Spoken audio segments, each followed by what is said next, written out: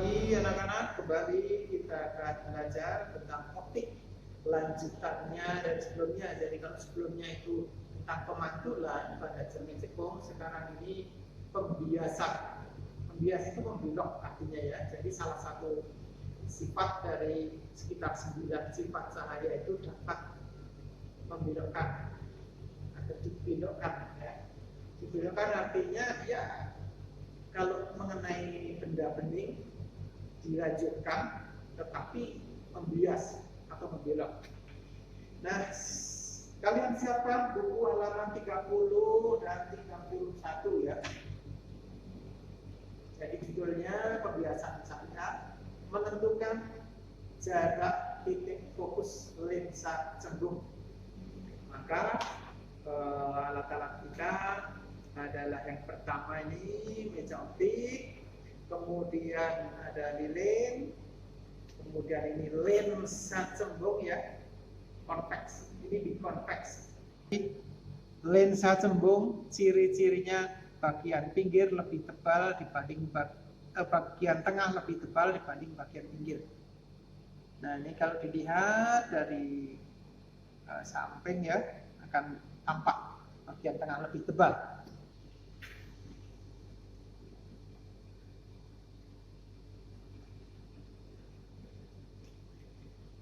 Nah, lilin menyala sebagai objek, sebagai benda ya. Kemudian lensa dan ini layar. Nah, maka jarak benda SO-nya itu adalah dari lilin ke lensa. Space of object-nya adalah jarak dari lilin ke lensa. Sedangkan jarak bayangannya itu dari layar ke lensa ya. Dan ini SO, ini ST. Nah sekarang kita mencari data yang pertama. Siapkan tabelnya halaman 31. Data yang pertama, SO-nya kita set ke angka 25. Jadi lensa di angka 35, sedangkan lilinnya di angka 10 ya. Kita akan cari bayangannya yang paling jelas. Nah kalau di sini masih buram ya. Oh buram, geser kembali. Nah ini posisi paling jelas. Posisi paling jelas ini ada di posisi 51. Berarti 51 kurangi 35. SI-nya. Ya silakan dihitung, berarti ada 16. Tadi SO-nya 25, SI-nya 16. Nah sekarang SO-nya kita geser ya, kita ubah untuk yang kedua ya. Atau kita cara dulu. SO pertama itu 25. SI-nya ada 16 ya. Nah, terus sekarang SO kita rubah. Kita rubah lensanya aja ini geser ya.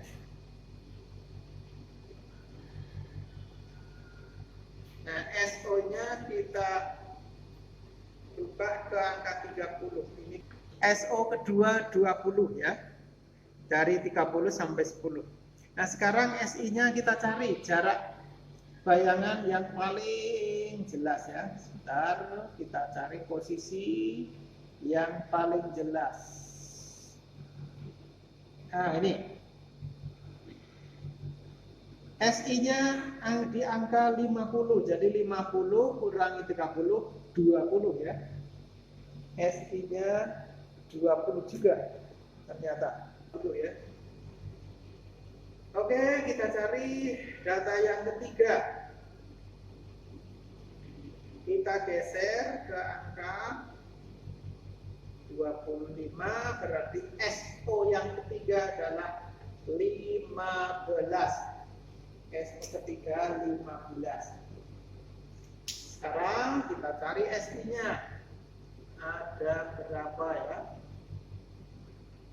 Jelas.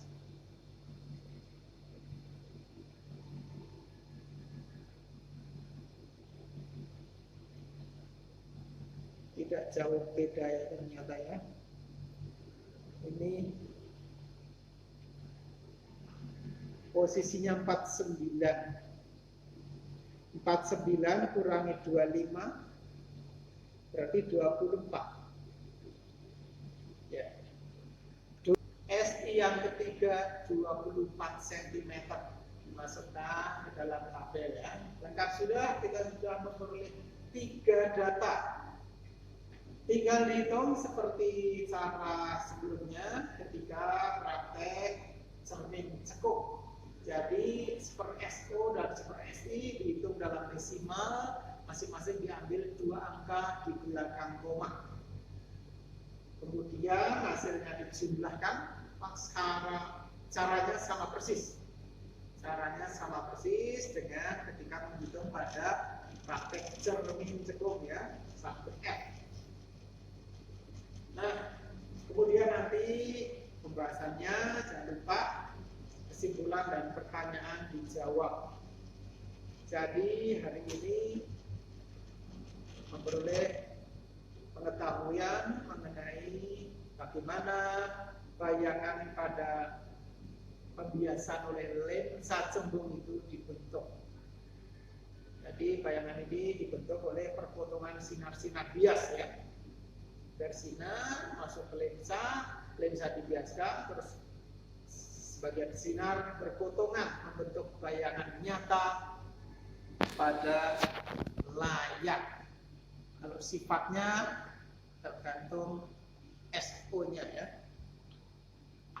Demikian anak-anak praktek kita hari ini.